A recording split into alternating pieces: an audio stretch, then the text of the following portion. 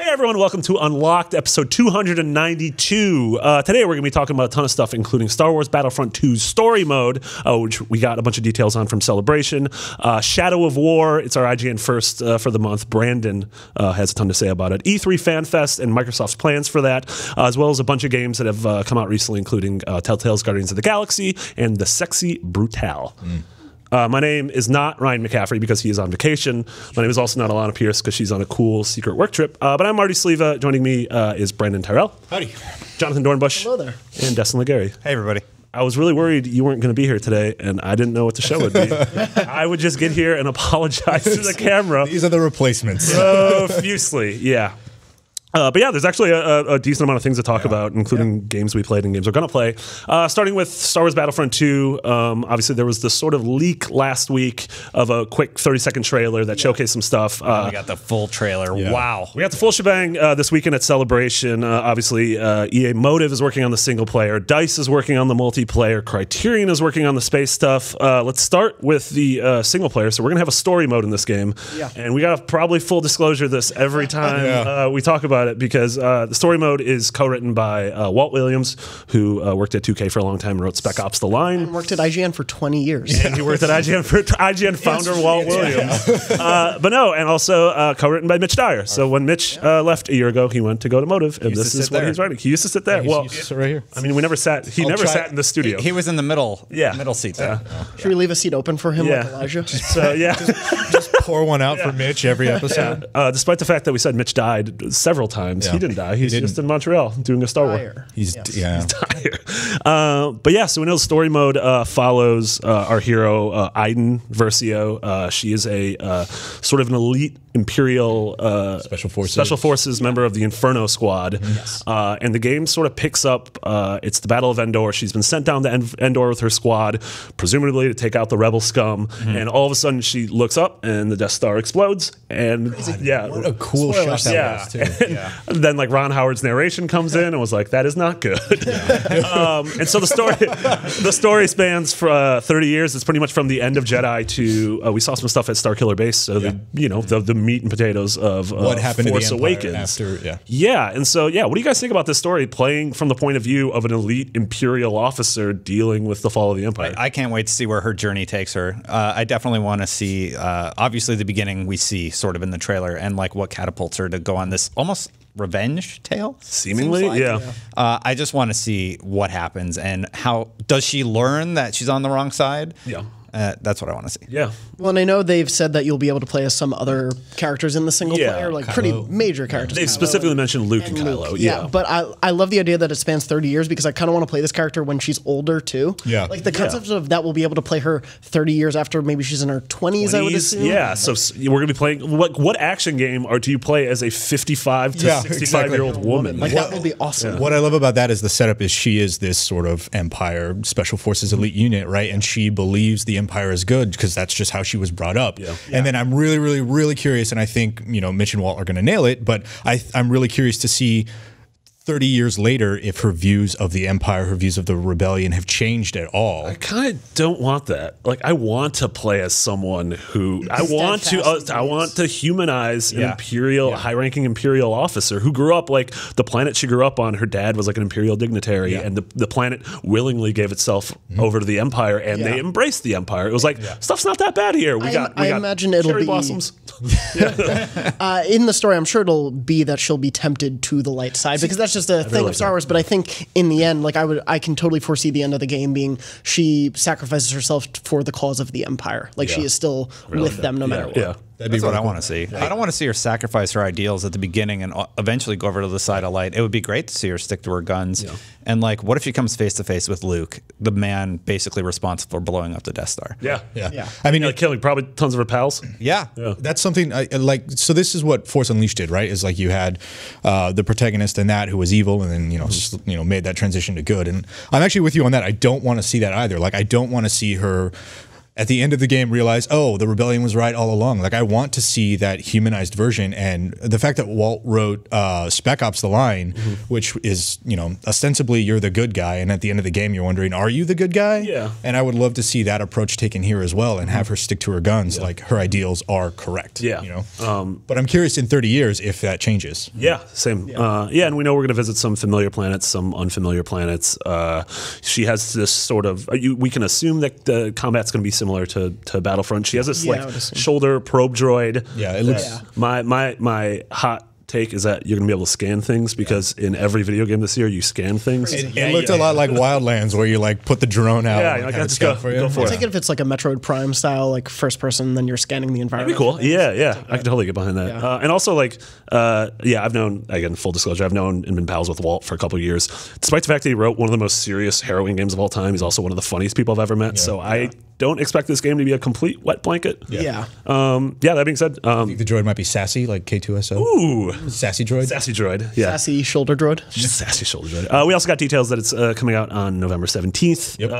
It's going to be playable a week early on EA Early Access on Xbox, which is cool.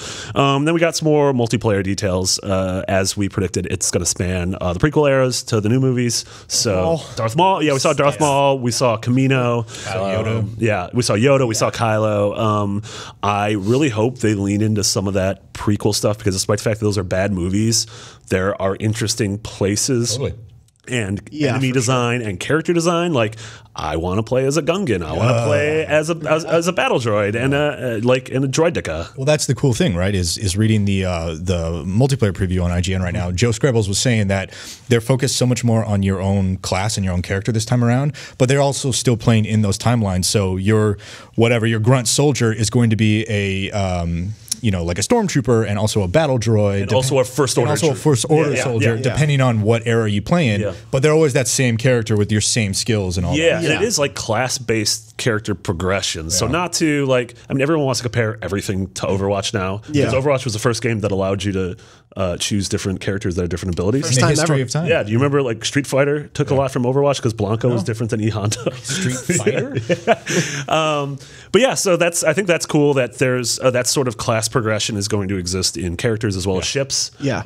We don't know a ton about the space battles. It was one of the things that everyone wanted in Battlefront 1. We don't know if you're going to be able to No Man's Sky yourself from the ground to orbit to out of orbit. Yeah. I assume not. I wondered if it's like that ships only combat that was in the first one, where everyone spawns in a ship and you all just dogfight. Likely, but probably just a bit more fleshed out. Yeah, especially with the legacy of ship. There's a character the size of Yoda. Do you think they'll let you play as young Anakin, the kid Anakin? God, because if there's space battles, he knows. Here's a question: do you think the hitbox will be the same? Because I'm having odd job flashbacks from Golden. You need the counter to Yoda, but he was good then. So They also said that there's going to be hero progression, so that you sort of level up heroes, and so they're not going to do this, but I love the idea that Darth Vader is the top tier, and that baby Anakin is level 1, or that you start off with like farm boy Luke, who just has like a rake. Yeah. Before you get to Master Jedi Luke. Before you get to Master Jedi Luke. Quick, Luke, deploy your power converter. Yeah. Anakin just rolls around in a pod racer. I do want pod racing. I've won a Criterion. Man. I love that game. I still play it. Yeah, it's really good. Yeah. I played that with Donald Gleason. Really? Side story, Name drop. Yeah, it was fun. Classic Anyway, Hawks. you know me. Why was that dude in that movie? For like 5 seconds, I don't know. He's such a good actor. I hope he's in the next one more. Everything he could have done could have been Captain Phasma. Like they could have made either of those characters better by having the other one not exist. Yeah, that's a weird thing to complain about. But yeah, we're gonna, I'm sure, get a lot more. Come E3 in terms of multiplayer. I'm sure it's going to be playable there at the EA Showcase Bonanza thing. The official title. That's the official, and it ends in a question mark because we're not entirely sure what they named it. Is it going to happen? I don't know. Yeah. Buy a ticket. They did so well with the first one. I can't wait to see how they improve it. Yeah. It looks like the first one was such a good framework, and it looks like now they're addressing the things like I don't want to pick up those stupid tokens to get my TIE fighter. You're going to earn your hero. It's like a resource system. Yeah. Right? And I think the first game reminds me a lot. When it launched, it had a lot of the same criticisms that Destiny had in terms of like sort of a bare bones collection. Yeah. And then over the course of a year, it added a ton of content. And then the Game of the Year or whatever you want to call it edition had a ton of stuff in it. Yeah. So I hope this launches with enough stuff that everyone's happy. Yeah. I mean, it's sort of the story of shooters these days is like Titanfall, right? Like super dope proof of concept. And then Titanfall 2 came out and kind of delivered everywhere. Except in the fact that none of you bought it because they're all monsters. Well, to be fair, like I'm actually wondering about this. Didn't sell well enough for them. Yeah. November is historically the Call of Duty month, right? And then I don't know, we haven't heard anything about a new Battlefield yet, but Battlefront and Call of Duty. I'm wondering if we get that cluster of shooters again, and now you have to pick. Yeah. I mean, so this is the furthest date we have. Destiny. Sorry. Yeah. I mean, Destiny. No, it's true. I mean, the thing is, Destiny's in early September. Yeah, they're cleared of that. Yeah, it's cleared. Yeah. But you had Battlefield, then Titanfall, then Call of Duty, and like that was an exceptionally usually it's just the two. Yeah. I mean, other things in November that I guess could happen could be Call of Duty, Red Dead, and then I mean, Mario. But then some of the first party Red games. Dead's going to get delayed though. I think everything's going to get delayed. Yeah. Which it's a good way to live. I died on the hill that Rise of the Tomb Raider was going to get delayed after I finished it. You don't live a quarter mile at a time. You live like 6 months. Yeah, I live 6 months at a time. But yes, we're going to have so much more in the coming months and look for more hot takes at E3. Speaking of games this fall, I guess technically games this late summer. Yeah. Shadow of War is our IGN first for the month. Brandon, you've been helming that. Yeah. We have a bunch of stuff, but what is your? I mean, we have a ton of the videos up on the site. There's a bunch of stuff already up there. You can find it all at go.ign.com/Shadow of War. But I flew out to Kirkland early this month, and really just got the full look at everything that they're doing. And Shadow of Mordor to me was just such an awesome action adventure game, and it was super cool to be in the Lord of the Rings as a big Middle Earth nerd myself, getting to play in that time, even if things are tweaked from the canon or whatever you want to call it. Things are tweaked, things are moving around. That's fine for me. The fact that you get to play in this world, and what I saw is the Nemesis system. What they're doing is they're just totally amping it up to the next level, right? Nemesis 2.0.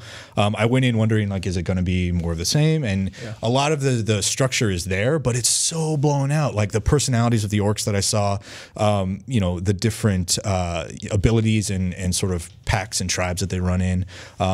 They showed me this sort of diagram of the customization of an orc, right? Which is you start at the bare bones level of the tribe that they're in, and then the class, and then the advanced class, and then the personality, and then the elemental affix that they have on them, like fire or ice or whatever. And then you add the different weaknesses and strengths, and then you add the armor. So it's the odds of two people seeing the same orc in their playthrough, I feel like the odds of getting hit by a fallen airplane part are better. It's just there's so much there. And, well, it could be sort of like a weird comparison, but the Borderlands 2 gun thing, system, where it's just a bunch of random stuff, but you see similar sort of archetypes. Yeah, exactly. And you'll definitely see the same sorts of them, right? You'll still see the same hunter guy, probably from the same tribe too, but guarantee you they won't have the same personality and they won't have the same strengths and weaknesses. You'll have to fight them differently. And whether or not those differences are enough to really sell you on it, what I saw is it's all super early, but it was really, really promising. And the areas being so much bigger, the fortress sieges are super dope. Yeah, actually, there was actually urban areas.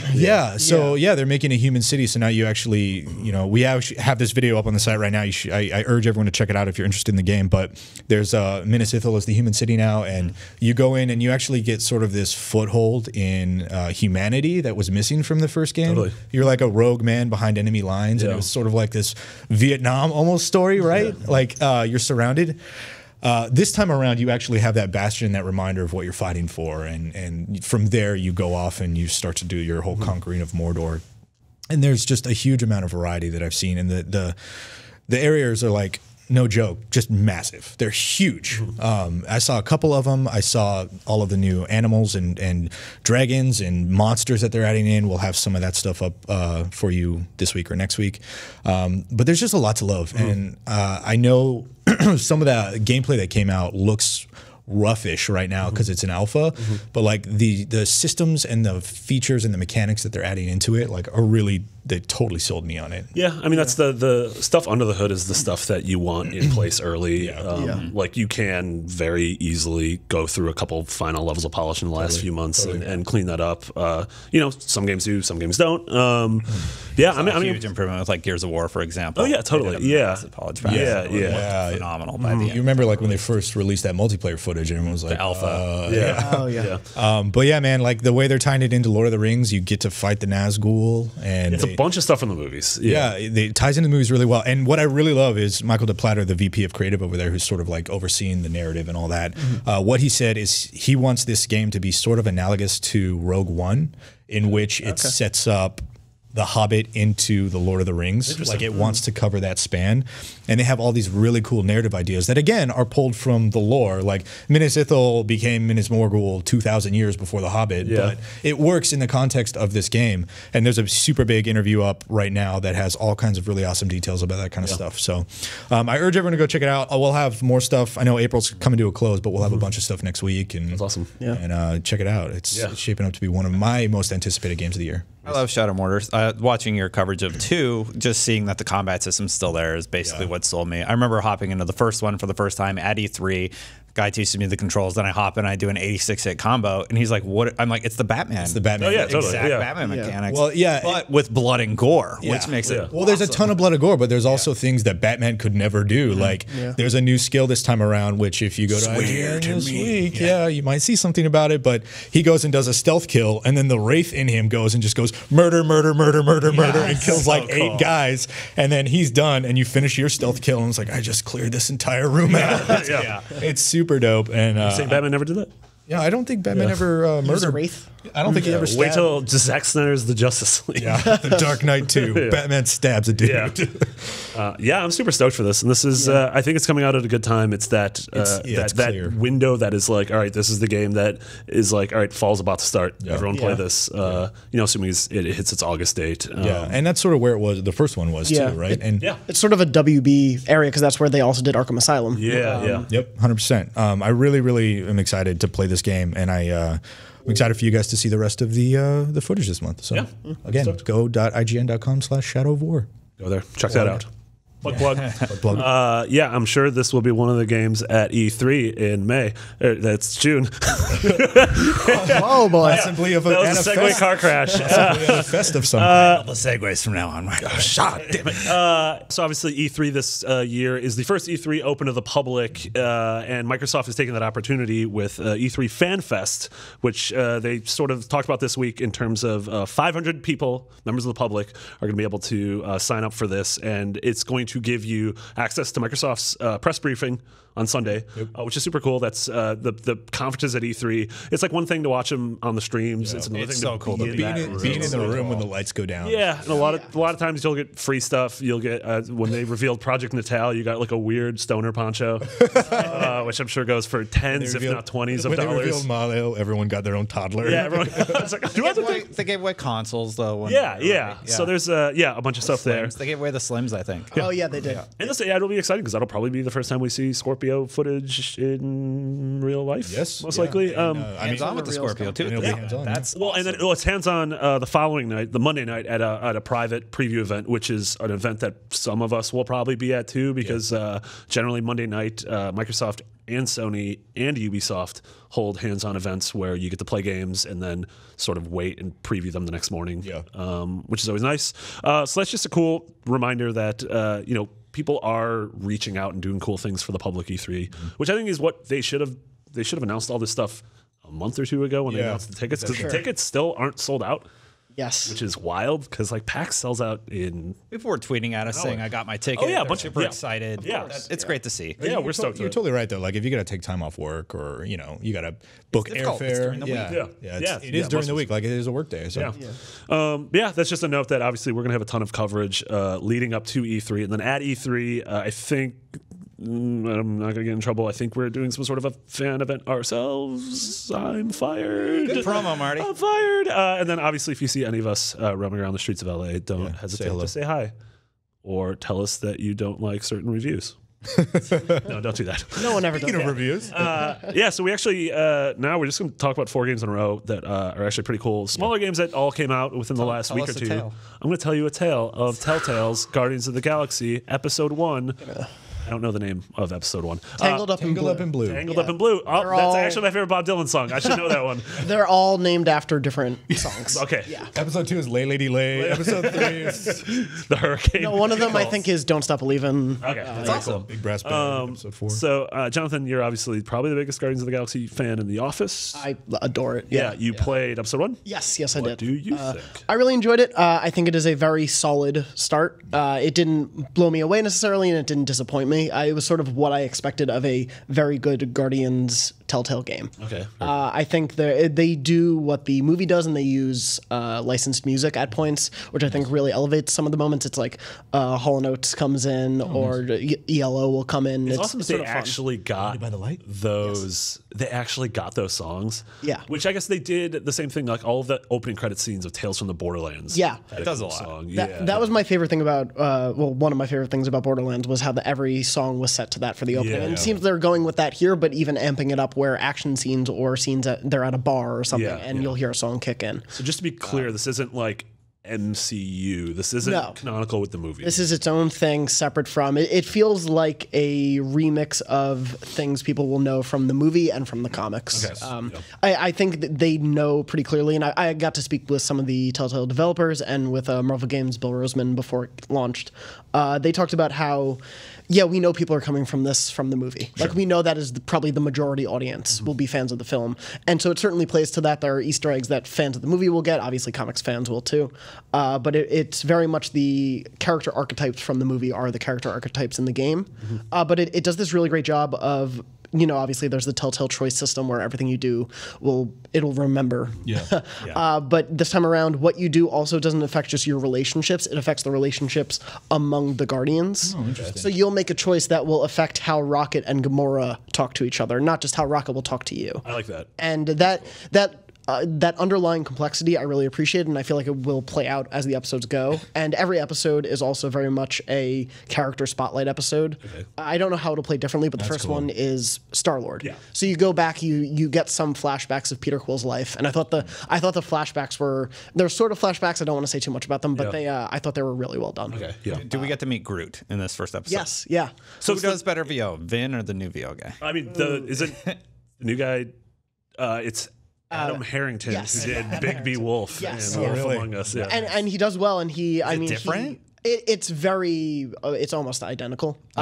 He has to do a lot more I Am Groots, I feel like, especially he will have to in 5 episodes. Yeah. And I was already picking up the differences in tone. Yeah, which is what's important. You need to know if he's sad or happy or excited. I was wondering about that, like if it's weird, because I didn't read the comics, I just saw the movie, but is it weird going into Guardians of the Galaxy, like expecting to hear Chris Pratt's voice and like not hearing it? There's a couple where I thought Scott Porter as Peter Quill Star-Lord did a good job. Yeah. It's a slightly different Star-Lord. Some of the character voices feel like they are riffs on the movie voices. Oh, okay.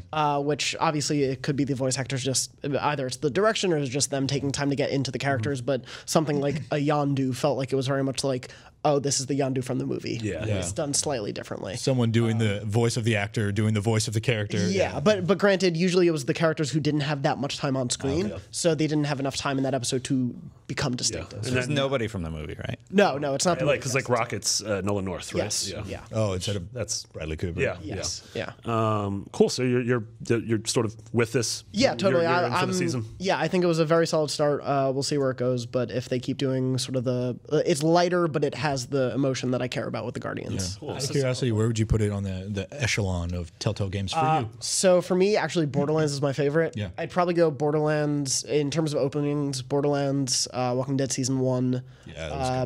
And then this and Wolf Among Us are like right near each other. Nice. I'd say. Yeah. Yeah. Very cool. I'm really excited to play this. And then Bewitched by your enthusiasm. I'm not even there yet. So. No. I still had a little bit more to say about Guardians of the Galaxy. I wanted to ask you how the action scene was, because they were telling me when I hosted the panel that it has like the craziest action scene they've ever done. Mature way. Yeah. Stop trying to pull your voodoo. No, it's still not time. Damn it! I want to know about the action scene. Yes. You know who would have been great at that segue? Vince. Just tell me about the action scene. So you primarily play as Star-Lord throughout the episode, but you will occasionally get to play as the other Guardians, and you especially do that in the action scenes. So it'll hop between the first episode, this isn't a spoiler because they show it, you fight Thanos. And so the action scene, you'll be fighting him as Star-Lord. Star-Lord will get knocked out, so Gamora will come in from behind and like surprise attack him, whereas Rocket will be flying around or trying to like sneak by. So it feels more intricate. It's still the Telltale, drag here, press a button. Yeah, but I enjoyed that it was swapping between these characters. That's why I feel like when a Telltale fight scene is good, quote unquote, it feels like you're choreographing a fight scene. It feels play or something. It feels more natural, and I think definitely there was a second fight in the episode against the main villain of the story, who I don't want to spoil who it is, but they it's Wolverine. Yes. That's not canon. Yeah. It's X-23. Yeah. And then it's a good film. When you're in this fight, it definitely felt a bit more choreographed, and I enjoyed that one more so than the Thanos fight. But the Thanos was very much an introduction to them. So, very cool. So episode 1 is out now by the time you're listening to this. So expect probably 1-ish a month until the end of the Earth, or like 5 months from now. Yeah, they're doing like 72 episodes. Yeah, that's how long the Earth has lasted. Wow, 72 months. That's not very long. Look, I've been watching The Leftovers. Starting your own religion over here. Purely out of spite, I'm going to switch 2 of these around and talk about the Disney Afternoon Collection. Wow, how are those segues, boys? I would have had Some one. tales to tell, some duck tales. You beat me to it. You're going to duck that Voodoo Vince one. We can just gloss over this really quick, 'cause I feel like we talked about it a couple weeks ago, but the Disney Afternoon Collection came out this week, and it's super cool. It compiles a lot of the old NES games, including Chip 'n Dale's Rescue Rangers 1 and 2, DuckTales 1 and 2, Tailspin, which sucks, and Darkwing Duck.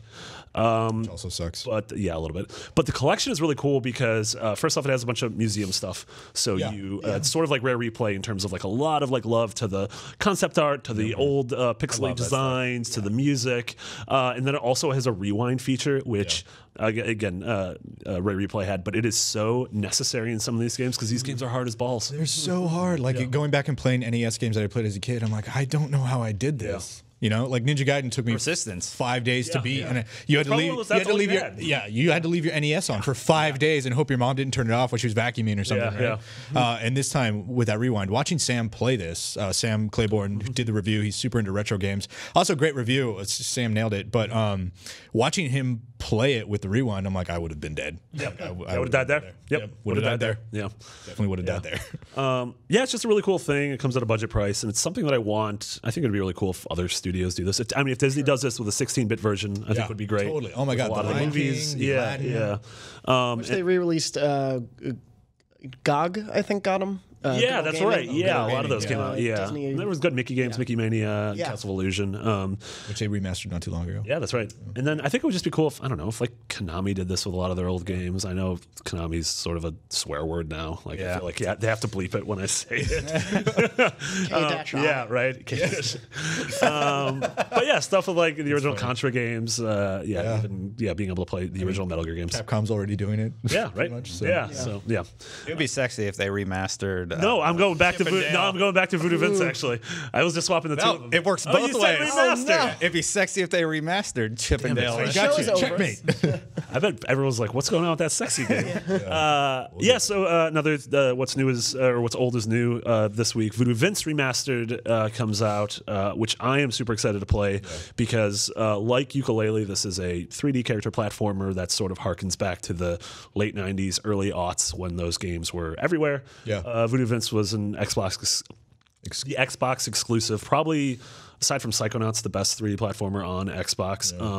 And the thing about the game is, I think the reason it holds up well is because the art design, the setting, and the music are so good. It takes place in their version of New Orleans. It's super weird. It's super weird. The music's incredible. It has that smoky jazz across the whole thing. You're going on the bayou. And also the fact that like your abilities are pretty much various ways to kill yourself because you're a voodoo doll, which in turn kills your enemies around you. It's such a cool idea. Like there's one point in the review video where he drops an anvil or a safe on his head and kills himself. And it's like it'll drop it on everyone around you. It's so awesome. So this is one of those games that, again, at a budget price, that if you remember this game fondly from the original Xbox, I recommend checking it out. If only as a sort of nostalgia. Hey, please keep doing this with games because I want Crimson Skies and I want Mech Assault and I want a lot of those old games. Like we know we're getting Phantom Dust remastered still. Well, in theory, I think we are. Phil tweeted out a picture, showed an image. Relatively. Oh yeah, it's been ages. Right? Yeah. So that's another thing. And then another game that released relatively recently, I think last week, was the Sexy Brutale. Yes. Which you reviewed, Jonathan, and I bet 99% of the audience thinks it's a porno. Probably. But it's actually a great murder mystery puzzle box of a game. I mean, that's what most sex is. Yeah, sure. I don't know what murder mystery. Get that out of here. No. All right, Jonathan, what's going on? Anyway, I gave. Marty's just going to be in that position the whole time. Don't talk to me. I gave Sexy Brutale an 8.2. It's from Cavalier Studios and Tequila Works, the guys doing Rhyme. And it's this really cool, it was sort of off my radar, and then I had it described to me as basically there's a mansion that you're in. You're a guest at a mansion where the people who work at the mansion are killing all the guests. And you are reliving the same day over and over. So it's a Groundhog Day scenario. You're the only one who knows you're living the day over and over. That's really cool. Wow. And so you are basically tasked by someone else. You don't know who this person is coming to. You're tasked with solving the murders. And so what you do is you follow the guests around. You can never be in the same room as them. It's just like one of the rules of the world. You have to follow them around. You listen for clues, figure out what in the environment will prevent them from dying. And then you basically, sort of like an adventure game, you figure out like, oh, if I hit that button, it will cause that camera to go on and they'll be saved. So you basically figure that out in each scenario of like, I think it's 8 or 10 people that you save. And basically you go through different parts of the mansion. They're all sort of secluded to the casino or the guest rooms or the theater. And every environment feels different and fresh, and solving every puzzle is unique. And all of the characters are they're really like quippy, like snippy at each other. And there's Is it quippy or snippy? It's snippy. Snippy. Squippy. Squippy. The new Nintendo game. I was about to say my favorite Toad. Squid, you like what you see? But yeah, so it's really the style I adore of it. I keep describing it as chibi gothic because they basically are all these little figures with like large heads, but it's a beautiful gothic mansion, and there's really this amazing jazz soundtrack the whole time, sort of like jazzy piano and all this stuff. And it's just, I couldn't stop playing it, and I'm excited to actually go back and play it again, even though I know the solutions. You haven't saved all 10 yet. No, I did. I finished it. I beat the game. At the ending, it gets super surreal at the end. There are supernatural elements to this game that I did not expect, but absolutely adored. You're time traveling, isn't it all about spooky? Even weirder. Like, it gets weird. Time travel. That's a really cool idea. It's like Clue meets Groundhog Day. Yeah.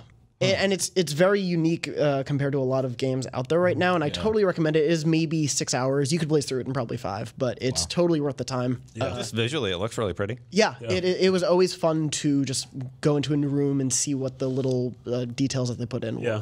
I think it's cool that we're getting this, especially over the last couple of weeks, a lot of smaller games, like not in a pejorative sense, but just like downloadable games that have been really cool. But all of these, Yooka-Laylee, Snake Pass, everything we've mentioned here, especially for people who just own an Xbox, because I feel like we keep talking about how Q1 was like one of the all-time greatest Q1s, but I feel like that was if you either had a Switch and could play Zelda, or if you had a PS4 and could play Persona and Horizon and Neo and Nier.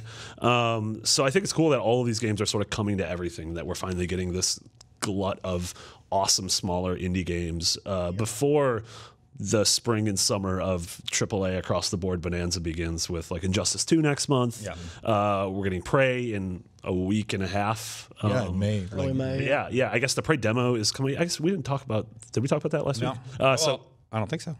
I think I talked about it in Beyond. We're getting a Prey demo a week before the game comes out. Yeah. I think they said it's the first hour of the game. It's free. That must be what we played at the preview event. Yeah. That's pretty much. It's like an introduction to the powers, and you turn yourself into a coffee cup. And okay, cool. So you guys talked about it, and you guys played it, and I got to play a little bit more further on. So I guess just talking about that really quick.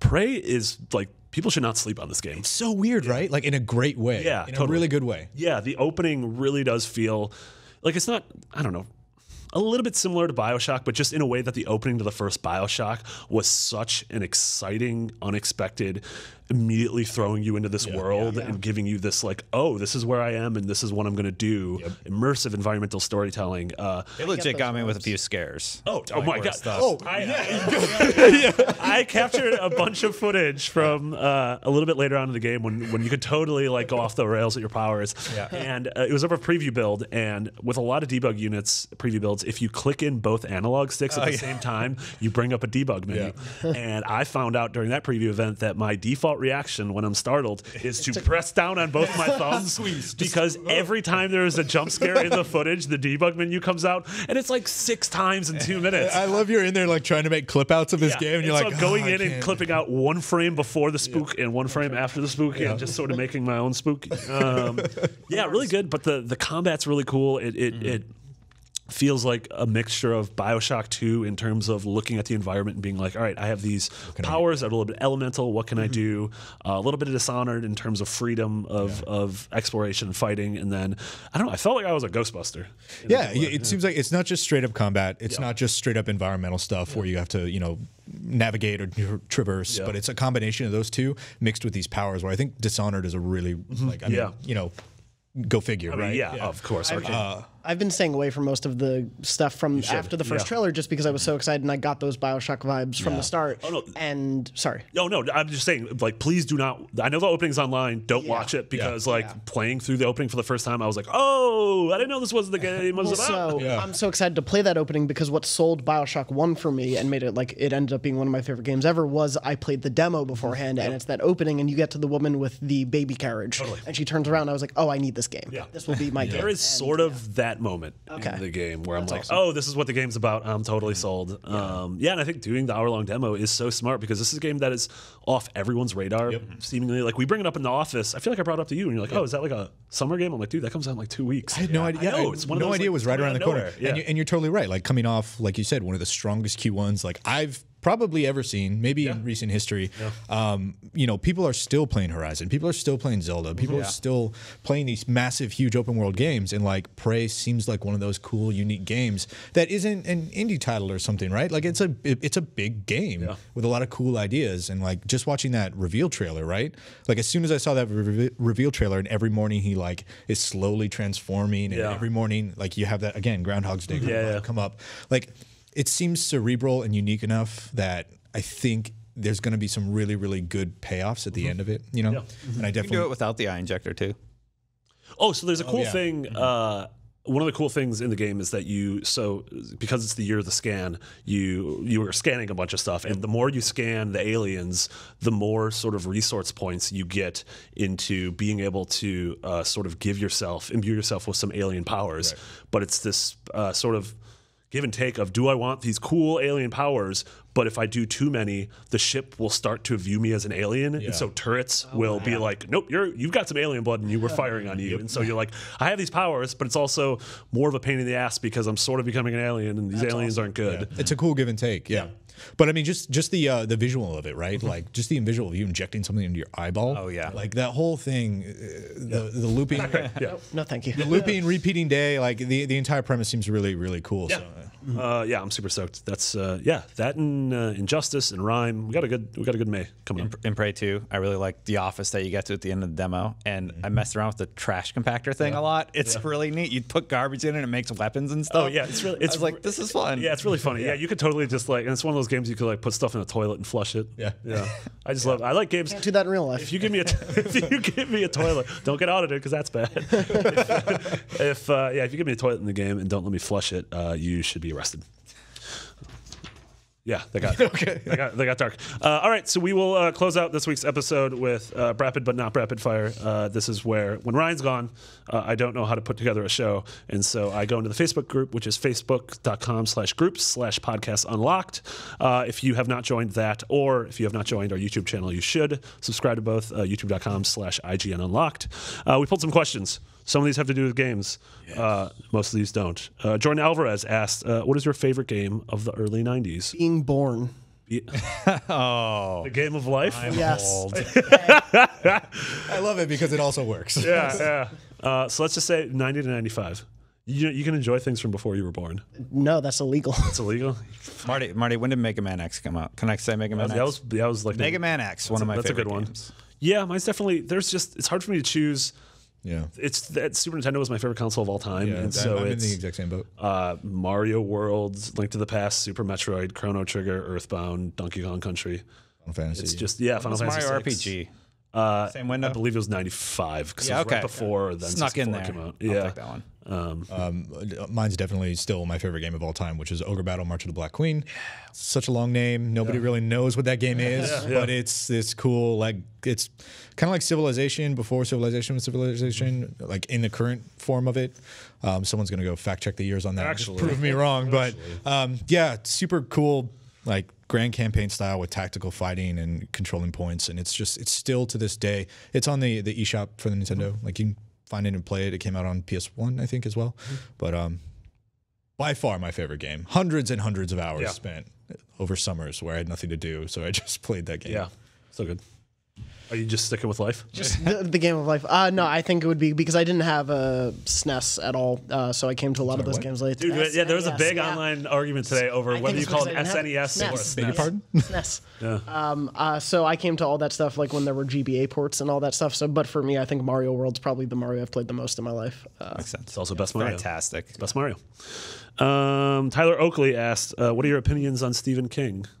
You like Stephen King? I do. The Stand was the first Stephen King book I read, which I think was it's a biggie. A great choice and a big mistake because it's now one of my favorite books of all time. So it made everything else have to live up to that. Oh yeah. But so I've read that, The Dark Tower, and then a couple other miscellaneous short stories and novels. Yeah, He used to make a lot of made-for-TV movies. Yeah, a lot of his stuff. and it was a big deal. Yeah, I feel it felt like in the '90s, like every year we got something. Well, he had this whole thing where he, as long as he was approved of something, he would sell the rights for like $1. Yeah. I think was his whole gimmick. He like didn't want to be involved or something, or he like didn't- didn't want any creative control. This was after The Shining because The Shining came out. Stanley Kubrick's The Shining, which is one of the best horror movies of all time, and Stephen King was like, "I don't like it." Yeah, like, he hated it. This isn't my book, and they're like, "But this is really good." Which is funny because then the It miniseries came out. I think it was a 2-parter, and not very good. not very good. I mean, it's good, right? Like it terrified the hell out of me when I was a kid. Super cheesy now. It's super cheesy now, like especially the ending. I'm like, especially when you view it in comparison. I mean, granted, we only saw 60 seconds, but the new It trailer, trailer. you're like, "Oh, this looks great." God, Which is that trailer is the most viewed trailer of all time in its first 24 hours. Yeah. Wow, Like, really? it broke all of the Was records. it that? I thought it was Ragnarok now. No, that was from Marvel's. Yeah, It was no, Marvel's it is game. overall like the most watched trailer, and there's something there. Well, I think because everyone has that visual reminder of Stephen Curry as it, like waving across the yard. It's Tim Curry. Steph Curry is a basketball player. Tim Curry. Thank you. Steph Curry is that clever. Everyone has Golden State Warriors. Steph Curry Just waving and then dunking a three. floating all those 3-pointers. Yeah, exactly. And flushing a 3. You guys ever see At Pupil? It's actually based on one of his short stories. I actually really like that book. Yeah, so do I. So messed There's up. like a bunch of random movies that, like Shawshank Redemption's based off one of his short stories. Yeah, the one with Johnny Depp. fantastic. Secret Window. Secret Window. Yeah. The miniseries Hulu did for 11/22/63 is actually pretty good. Yeah, totally. That was James really Franco. enjoyed it. Yeah, especially because that book, there are parts of that book I adore, and then parts that are super boring. You know what sucks? Under the Dome. TV show and book. Oh God! Do either of I had those. to recap that show. Yeah. Oh, why'd you do that? I guess you worked for Money. Entertainment Yeah, Weekly. I was being paid to do it. Yeah, Why not do a any of good us do show. our job? Yeah, but yes, The Dark Tower is a thing everyone should also read. It's the greatest thing other than Lost. Speaking of, Michael Steinmetz says, if you were in charge of a Lost game, what studio would you hire and what type of game would it be? I would retain it and let it die. Marty. So we've had one Lost game. I've thought about Damas? it. Lost Via Damas by Ubisoft. It was a bad video game. Don't do that. Yeah, don't talk about that video game. I could totally get behind a Telltale game. I feel like I wouldn't want AAA bombast. I would want. I'm trying to think of like studios that have done here's this mysterious space, explore it, and I'm like, Firewatch on an island. Yeah. Sort of with PlayerUnknown mysteries. Battlegrounds. So you're not off. I like immediately what I thought of in my head was the culling, right? Where it's just all the characters from the show on the island, and they all pair off in groups of 2, and you have to get into the hatch first, and then kill each other. All right, That would. That's a remix of. kind of down with that. I'll take the guys who made the Sexy Brutale. They're just the murder mystery puzzle box sort of thing. If they could figure out a way to use some of those elements. What if that game company took the sort of controls and visual language of flour, but you were the smoke monster. Oh my god! Just going God, the other, you would be the smoke monster or the polar bear, one of two. But you have to use tilt controls. You have to use. Oh god, Yeah, I think Smoke. I think seriously, like if you distill Lost down, it's the mystery and the characters, what's happening and the characters interacting with each other. So like, I don't think an Uncharted would be the way to go with this, but like exploring that island and uncovering stuff, like almost like The Witness, kind of. That'd be interesting. I just like to pretend that The Witness was just on a Dharma. Like everything was a Dharma a Dharma, initiative. I finished the game. I know what the end of The Witness was. But it's like, no, man, I'm pretty sure it's a Dharma initiative. Yeah, exactly. Yeah. The Witness 2, we've got to go back. Robbie Smart asks, "What is your favorite TV show / movie that's really meant for kids?" That's a good question. I feel like that's tough because the line is being blurred more and more these days. Yeah. Like, things that are for kids are also made for adults in mind. Yeah, like I think Samurai SpongeBob. Jack and Ninja Turtles. Yeah, those are pretty good You ones. could say that, but I think like SpongeBob or Fairly Odd Parents, right? Like both or Cartoon Network stuff that totally. What? Actually, it's Nickelodeon. Oh, it's actually Nickelodeon. Actually. Wow. Actually, about Nickelodeon. That's what happens when you sit next push to a your newsboy. glasses. I remember the day Fairly Odd Parents debuted alongside Invader Zim. Yeah. Did it really? Yeah, they debuted Well, together. Invader Zim's another good one. Yeah. Anyway, excuse me, sorry. Both Nickelodeon shows that are ostensibly meant for kids, but like have really deep cuts for adults in there too. You know? Yeah, same thing with like Adventure Time. Yeah. Like Well, that. Adventure Time. I almost think that's an adult cartoon. Yeah. Like the kids just like The Adventure Time pilot is so good. Yeah. Any Pixar movie? Yeah, pretty much any Pixar Inside movie. Out. I mean, ultimately, Yeah. like most Marvel movies, a kid can watch. I guess they're getting a little bit darker now. Like kids, Yeah, that's probably true. don't need civil wars. But yeah, like I still like Batman the Animated Series. You have a Gargoyle shirt on. That show still Yeah, rules. Gargoyle. Oh, Gargoyle was awesome. Yeah, Yeah. nice shirt. Thank you. I love that show. And then I had the VHS board game too that came with it. I totally had that too. That was great. Long history with I had Gargoyles. an unrequited love with the daughter of the creator of Gargoyles. Yeah. So My did favorite story. also the weirdest thing was so did Zach Ryan before either of us met each other. Oh, that's that girl? Yeah. Like, Yeah. that you met at the bar? The Gargoyle. The Gargoyle. What a script. TMNT, the original, the first movie. Yeah. It's just so good. Yeah. And it's so dark. Yeah. I like the first one. Kids don't realize how dark it is. Yeah. I still watch Labyrinth a bunch. Labyrinth is That movie's messed up because it's got like child capturing and just kidnapping and like junk. It's like forward-facing just junk. a big cod piece. That's, Yeah, that's just on. like- And I think that cod piece has more screen time than Jennifer Connelly. Yeah. Like also Willow is such a Willow's really movie. good. Yeah, that also is just a phenomenal cod piece. Yeah. Warwick Davis just Yeah. really Yeah. hanging it out there. Does. Yeah. Yeah. Yeah. Oh man. Bad Lieutenant. A lot of Reservoir Dogs. yeah. Really great. Reservoir Dogs meant for kids. It's about colors. Yeah, exactly. Last question. I guess two questions. Michael Martinez asks, Kendrick's new album, Damn, discuss / Gino Fidele asks, music tastes, favorite genres and or artists. I don't know. I didn't understand the first part of the question. I haven't listened to Damn yet. You haven't? I know. I'm a real bad rapper. okay, I put I've this- been playing Persona 5. I don't have time for music. We gamified Damn this weekend, which was the exciting thing. We basically got into conspiracy theories about Damn. There was this whole big internet thing that he was going to release a second album on Easter Sunday as a symbol of like death and resurrection because it came out on Good Friday. Didn't happen. Yeah. He just did a concert. But it's a really good album. Just a concert. He just headlined Coachella. Just like an incredible concert. Yeah, but, whatever. yeah. But we were No big all just like waiting. We were looking through these theories of how there are 14 tracks which represent the 14 stations of the Oh my cross. God. And we were going like lyrical analysis into it, like looking at the back of the CD cover art. It went. Yeah, this was all going on while we were covering Star Wars Celebration. Dude, I feel like the wall of your apartment right now is just pictures and Homeland red string conspiracy and theory. The whole thing, it was like Andrew and I were here Yeah. covering Star Wars Celebration with them, and like we would just be like writing and then look at each other like, what is happening? It's so funny to watch the internet be like, we have to solve this did this, mystery. And sometimes PR's like, hey, there's no There's no mystery. mystery. The worst part was it You sort guys of can seemed like his stop. PR was playing into it. Yeah. So that Oh, is- yeah. Smart. yeah, yeah. Oh, everyone's talking about our product. Yeah, go nuts. Yeah, exactly. I don't know. Yeah. I really like that. Anyway, in general, Kendrick is a very good artist. I agree. He's a good kid in a mad city. First name basis Yes. now. Yeah. Kendrick and I. Musical Way back. taste. I'm into metal. Yeah. I'm on a Marth. Yeah. Wait, what is Don't it? know. Is that the name of it? Alana's into Fire metal. Emblem character? You have the Funky wrong metal. cast member here. Alana's okay. super into metal. What are you into? I would say rap, but I'm a fake rap boy.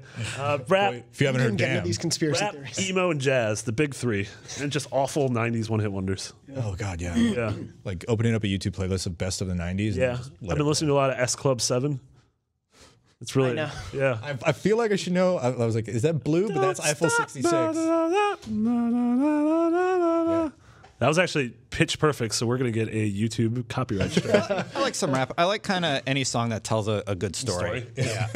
Songs. Yeah. Well, you should listen to S Club 7's Don't Stop. It's definitely Probably about wouldn't not like the song. It's definitely about not stopping. Never give up until you reach the top. Those Never are the give up lyrics. until you reach the top. It feels like a lot of work. Like, just a lot At a of. certain point, you should probably S be like, Club 7 believes I'm in me. closer to, like, I'm not halfway yet. So I I'm should more just- near the bottom. So Yeah. like, if we could just Just gonna stay here. Yeah. put a pin in this, It's life in a hole. Well, that was unlocked. it was definitely unlocked. That was definitely unlocked. If you like this, we have a ton of other really great IGN shows. Destin, you are on Fireteam Chat. That is correct. Which posts when? Friday at 5. Friday at 5. That is all about Destiny, Destiny-related things. Subscribe on youtube.com/fireteamchat. Boom. And what are we? We're a month-ish away from almost exactly a month away from the May reveal. 18th, 1 month.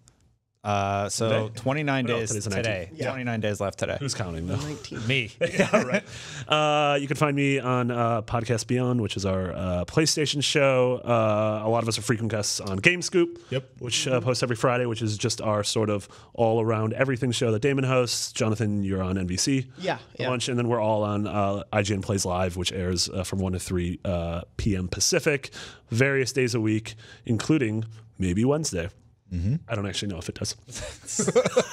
Typically Tuesdays. Okay, yeah, I should probably ask. I was like, that's for a new sort of release runs day.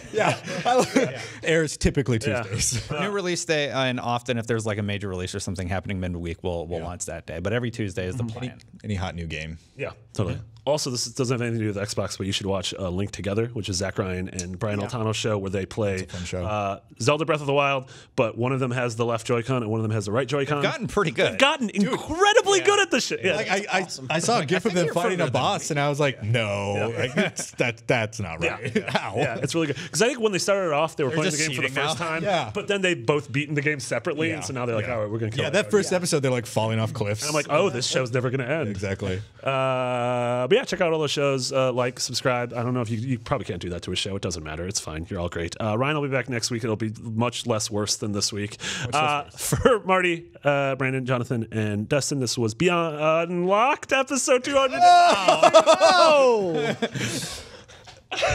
We're doing it live. And we out.